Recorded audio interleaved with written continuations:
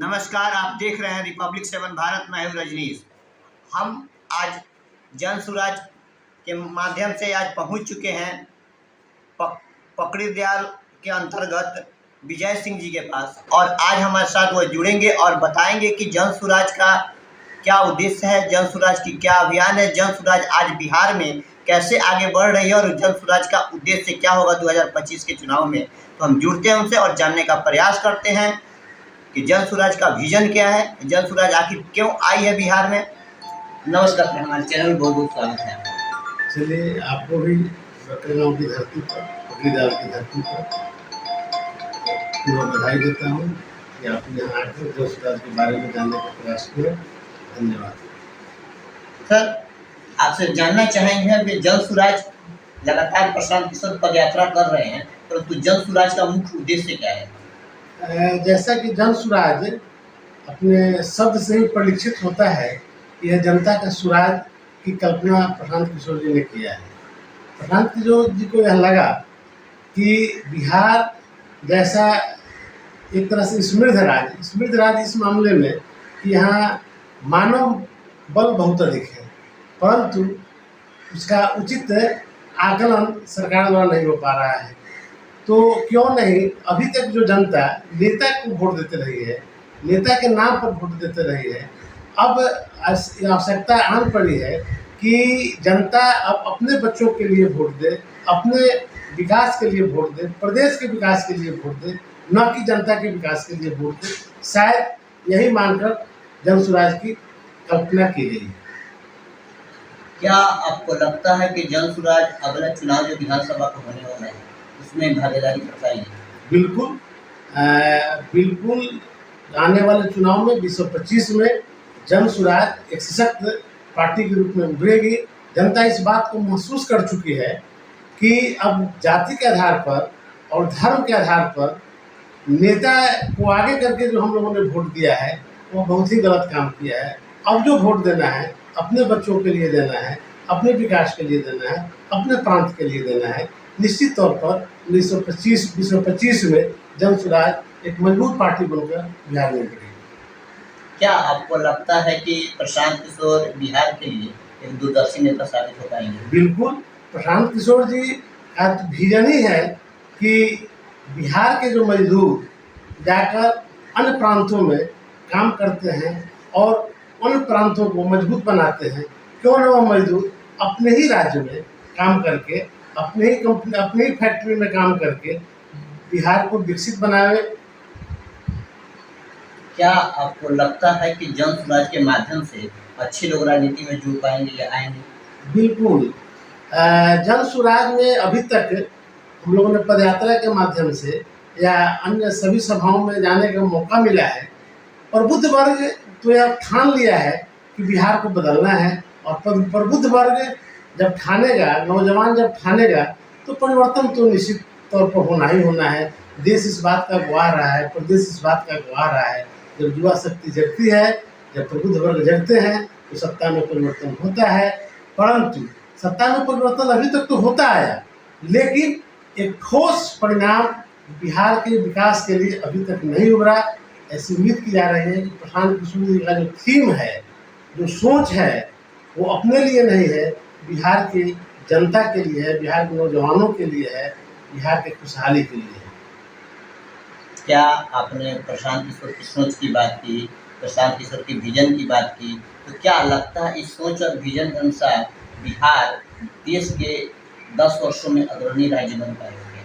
मुझे तो लगता है कि 10 वर्ष में नहीं, अगले ही 5 वर्षों में बिहार भारत के मानचित्र पर नंबर 1 पौधान पर चला जाएगा। अगर प्रशांत किशोर जी या जन सुराज की जो परिकल्पना है उसके आधार पर जनता ने जनादेश दिया, तो 10 वर्ष तो क्या, 5 वर्ष में ही यह प्रदीक्षित होने लगेगा कि बिहार अब वह बिहार नहीं रहा जिस बिहार की कल्पना देश के अन्य प्रांत के लोग करते हैं। लगातार अपने भाषणों में प्रशांत किशोर जो है वह जनसंख्या के हिसाब से भागीदारी की बात करते हैं। जनसंख्या जितनी होगी, जैसे कि जातीय जनगणना जो अभी बिहार में कराई गई है, उसमें जनसंख्या के हिसाब से भागीदारी लोगों को करने की। तो क्या आपको लगता है कि जितने भी जाति वर्ग संप्रदाय में जो बिहार बटा है क्या जन स्वराज में जनसंख्या के हिसाब से लोगों को भागीदारी भी दी जाएगी? बिल्कुल मिलनी चाहिए, अभी तक नहीं मिली, यही गलत बात है।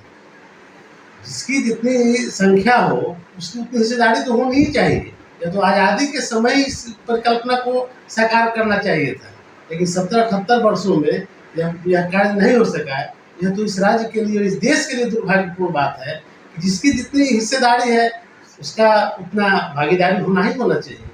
और प्रशांत किशोर जी ने ठीक मुद्दा उठाया है कि जिसकी जितनी संख्या है उसके अनुसार उसको हक मिलना चाहिए।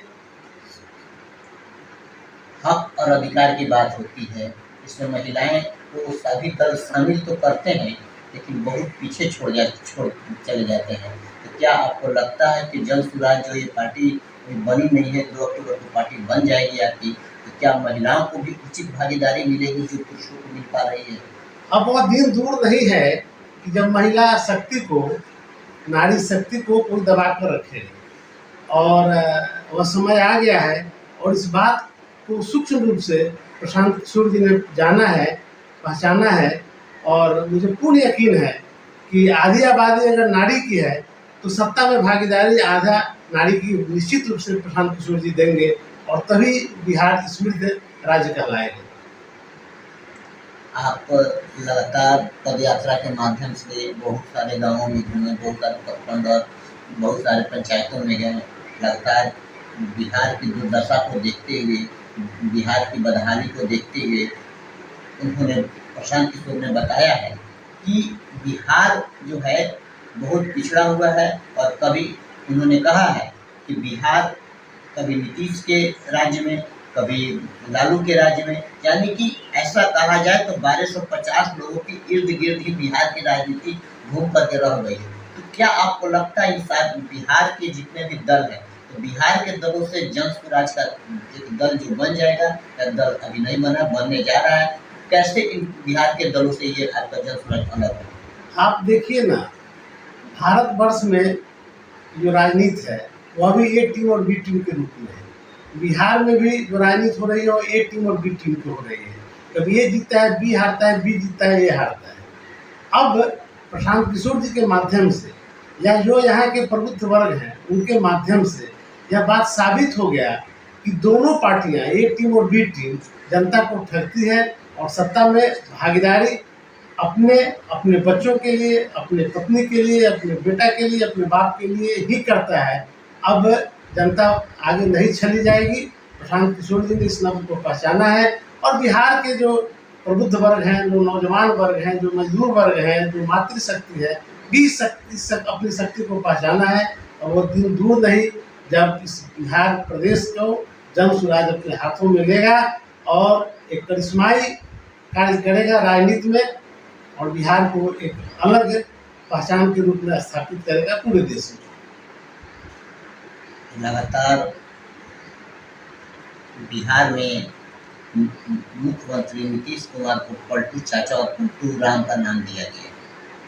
विपक्ष ने पलटू चाचा के रूप में तेजस्वी यादव बोलते हैं वो पलटू चाचा हैं, तो कभी जनता उन्हें पलटू राम और पलटू चाचा के रूप में ही जानने का प्रयास कर रही है।